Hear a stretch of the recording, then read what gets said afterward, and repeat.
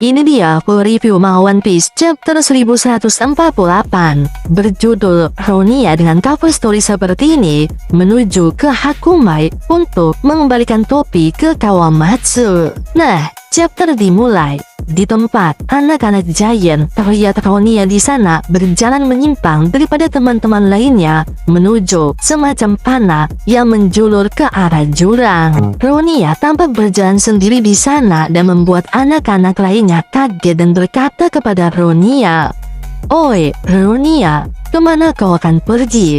Kau mungkin akan jatuh jika terus ke sana." Tapi Ronia di sana tampak tersenyum lebar mencoba menenangkan teman-teman lainnya dengan berkata, "Tenang saja, pasti ada solusinya. Jangan khawatirkan tentangku, Elva. Aku baik-baik saja, tidak apa-apa. Di sini tidak akan ada apa-apa." Dan di panah berikutnya, tiba-tiba Ronia berhenti tepat di ujung anak panah tersebut dan teman-temannya menyuruh dia kembali. "Oi, Roina, kembali. Kau berada tepat di atas Underworld." Yang mana ya, di halaman berikutnya kita melihat Bunko di sana dan di sana dia mengabarkan kepada Sommers, "Oi, Sommers, anak giant perempuan pertama siap untuk dijatuhkan." Lalu Sommers berkata, "Kerja bagus. Siapkan posisi agar semua orang di daerah Elbaf dapat mendengar suaranya. Dan jika mereka tidak memutuskan setelah 30 detik, jatuhkanlah dia.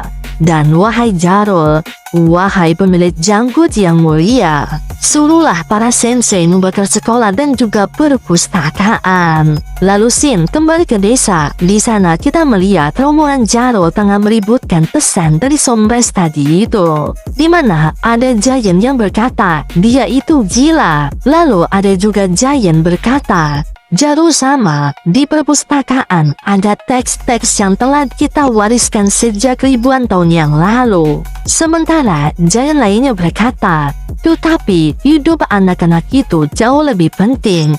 Tidakkah kau berpikir, apakah kau sadar apa yang kau katakan tadi itu?" Lalu di hal berikutnya terjadi perdebatan yang menggelegar di antara para Giant. Ada yang mengatakan, masalahnya bukan tuntutan mereka, tetapi apa yang seharusnya kita putuskan. Apakah kita tunduk kepada para bajingan itu atau bagaimana? Tetapi Giant yang tadi itu berkata kembali, "Apakah kau ingin mengatakan bahwa yang terbaik adalah membiarkan anak-anak kita binasa?" Sementara ada Giant yang sudah muak dengan kondisi ini dan berkata, "Apakah tidak ada seseorang di sekitar mereka? Kita harus menghentikan kekacauan ini." Lalu Shin pindah ke tempatnya Sommers. Di sana ada Robin yang sedang berdiskusi dengan Chopper di dalam rambutnya Saul, di mana Robin berkata, "Tinggallah di sini, Chopper." Yang mana Chopper yang mendengarnya langsung kalau Robin mau keluar dan menyerang Sommers. Dan Chopper di sana berusaha menghentikan Robin dan berkata, memerangi mereka adalah tindakan juga jika kita tidak mengetahui kemampuan mereka. Namun Robin di sana berkata, "Api kebencianku telah menyala di hatiku." Sementara itu ya, di sisi lainnya, Sommer yang berdiri di atas durinya itu dibacoti Nami. Yang mana Nami berkata, "Apakah kau ingin membunuh anak-anak? Apakah kau gila? Bahkan para penjahat paling kejam sekalipun di dunia tidak akan menjadikan anak-anak sebagai sandera." Tetapi Sombres di sana berkata sambil tertawa, "Hahaha, sudah, Yepinya, omong kosongmu tidak akan berpengaruh sedikit pun di sini." Tentu saja Nami mendengarnya kesal dan berkata, "Dasar pengecut." Kemudian ya, di halaman berikutnya, Shin beralih ke rombongan Frankie dan juga Ripley. Di sana mereka melakukan misi dan terlihat kapal Great Eric pun sudah kembali terbang. Yang mana ya, diketahui Ripley berkata kepada Frankie, "Baiklah, aku akan pergi." Dan Frankie berkata pula, "Oke, lakukan apa yang harus dilakukan." Dan ternyata tim dibagi dua. Yang mana ya, Dory dan Brookie berkata di sana, "Mari kita pergi semua dan mari kita bagi menjadi dua tim. Satu tim bertarung melawan monster dan tim lainnya menyelamatkan anak-anak. Ambil senjata kalian, mari kita lewat di jalan pohon ke-8 itu. Keluarkan kapal-kapal, tujuan kita adalah jalan pohon ke-8. Mereka menuju ke jalan pohon ke-8. Lalu ya di halaman berikutnya, Somers kembali berkata di dedenusinya alias menyebar ke Elbaf atau ke penjuru Elbaf. Oh ya Ci, tidak lupa, aku sebutkan bahwa setelah membakar sekolah perpustakaan dan yang lainnya, tidak seharusnya ada satupun yang tersisa daripada buku-buku itu. Dan tujuan kami jelas, yaitu bahwa kami ingin budaya kalian lenyap. Sementara itu, di panel berikutnya kita bisa melihat Robin telah bersiap dengan tekniknya, yaitu 100 Flower Craftspedia.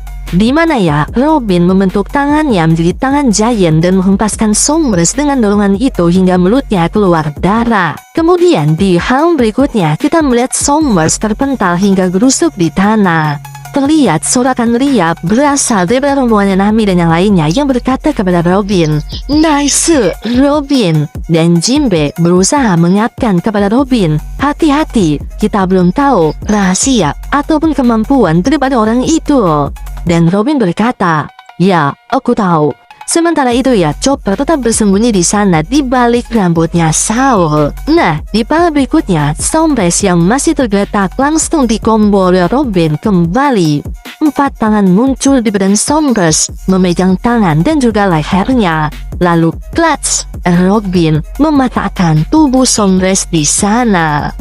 Kemudian ya, di halaman berikutnya terlihat Nami sangat sumringah melihat adegan tersebut dengan berkata, "Bagus sekali Robin." Dan Usopp juga tidak berkomentar di sana. Yang mana ya, BTW Brook dibungkus kayak lontong bujur, aku baru di sini. Dan di sana ya, Robin berkata dalam hatinya, orang ini immortal dan apakah ada peluang untuk mengalahkannya? Dan yap, Somers di panel berikutnya kembali bangun dan memperbaiki lehernya itu sambil berkata, "Cek, apakah kalian dengar warga Elbaf sekalian? Tinggal 20 detik lagi dan kami akan jatuhkan satu anak giant itu ke jurang." Sementara itu, di sisi lainnya, Usopp yang melihatnya hanya bisa berkata apakah dia itu zombie. Kemudian, belum selesai Somers bernapas atau mungkin memperbaiki dirinya, Robin datang dan memeluk Somers di sana. Oh no, tidak. Di mana ya, Somers yang di sana sangat bertanya-tanya kenapa Robin memeluknya, dan di sana Somers berkata kepadanya, "Apakah mungkin kau mencintaiku?" Di mana keduanya jatuh ke jurang dalam pelukan itu. Lalu di halaman berikutnya, Somers baru tersadarkan kalau posisinya jatuh ke bawah, dan Somers berkata kepada Robin, "Benarkah kau melakukan hal ini atau kau melemparkan dirimu ke dalam alam antara kehidupan dan kematian? Apakah kau menginginkan kematian? Aku tahu apa yang kau rasakan, tapi aku tidak ingin ikut bersamamu ke alam itu." Sementara itu ya, Usopp yang melihatnya terheran-heran dan berkata, "Apa yang kau lakukan Robin?" Dan Jinbe juga berkata di sana, "Betapa bodohnya, apakah dia ingin menjatuhkan dirinya bersamanya?" Bacot Jinbe dari tadi ya. Yang mana ya, di panel berikutnya kita melihat kembali ke adegan Robin dan juga Somers. Di sana Robin berkata, "Aku tahu dengan pasti bahwa kau itu immortal dan kau adalah pria duri-duri itu. Dan jika duri-duri tersembunyimu yang menjijikan itu menghilang, maka kami bisa menyelamatkan anak-anak." Tapi Somers di sana hanya tertawa. "Haha, bagus sekali. Kau pikir jika kau menjauhkanku dari mereka, mereka akan terlepas dari kekuasaanku, ha? Hoho, ide buruk, Nona." Dan sambil mengeluarkan duri di sekujur tubuhnya dan menusuk Robin, di halaman berikutnya, Somers terlihat sumringah di sana dan Robin yang kesakitan. Please, jangan ada yang edit durinya dihilangi di sini. Kemudian ya, di part berikutnya, Robin itu mulai melebur menjadi bunga, membuat Somers menyadari kalau ini semacam klon dan dia sangat kesal. Ternyata ini sudah direncanakan, rencana yang telah dipersiapkan. Lalu Shin menuju kepada Robin yang asli. Dia saat ini mencoba melepaskan ikatan yang menjerat Mugiwara Ichimi. Dan di sana kita bisa melihat Nami tertawa sambil berkata, "Betapa luar biasanya kau Robin, aku sampai merinding." Tapi ada kendala di sana. Robin mengaku sangat kesulitan memotong panah gungko, bahkan dengan pisau sekalipun tidak mempan. dan Usop jadi panik dan mengambil kesimpulan. Apakah itu artinya mereka juga harus mengalahkan si wanita itu jika ingin bebas? Sementara itu, suara Sombres kembali terdengar yang mana dia berkata, "Tinggal 10 detik lagi Ci waktu kalian." Tentu saja Robin panik di sana, seperti usahanya sia-sia. Kemudian ya, di hal berikutnya kita bisa melihat akar berduri tertancap di sana membuat Sombres tergantung di sana pula. Entah itu keluar dari sebelah mana, tapi Sombres di sana berkata kembali, "Aku ingin jawabanmu Jarul." Gungko kasih mereka spill suara ketakutan bocah-bocah itu, di mana Gungko memaksa Ronia untuk berbicara, dan Ronia mulai berkata seperti ini, "Jarul sama, aku suka sekolah karena aku memiliki banyak teman di sana. Dan juga lembah perpustakaan karena buku mengajarkan kita banyak hal tentang dunia. Dan para guru sains telah mengajarkanku untuk tidak mengganggu orang lain dan tidak melakukan apa yang mereka benci. Dan jika memang harus sekolah dan perpustakaan hilang agar aku selamat, aku rasa itu akan mengganggu semua orang. Jadi aku putuskan, lebih baik aku yang jatuh. Jangan khawatirkan aku, Jarul sama." Di mana kata Ronia itu membuat semua orang yang mendengarnya meneteskan air matanya. Bahkan ya, di hal berikutnya, Ronia pun yang awalnya tersenyum lebar mulai menangis di sana dan gemetar sambil berkata, "Karena keberuntungan selalu berada di pihakku, semua pasti akan baik-baik saja." Sementara di sana, Sombres mulai menghitung detiknya.